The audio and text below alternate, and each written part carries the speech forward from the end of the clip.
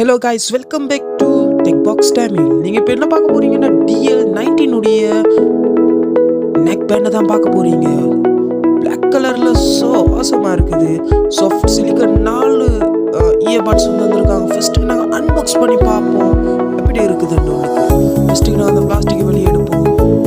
வெளியே எடுக்கக்குள்ள லுக்கெல்லாம் சும்மா ஆசமாக தான் இருக்குது. இன்ஸ்ட்ரக்ஷன்கள் கொஞ்சம் தந்திருக்காங்க. அதில் நாங்கள் விட்டு போட்டு நாங்கள் ஃபஸ்ட்டுக்கு அன்பாக்ஸ் பண்ணுவோம். வெயிட்டெல்லாம் நல்லா லைட் வெயிட்டாக தான் இருக்குது.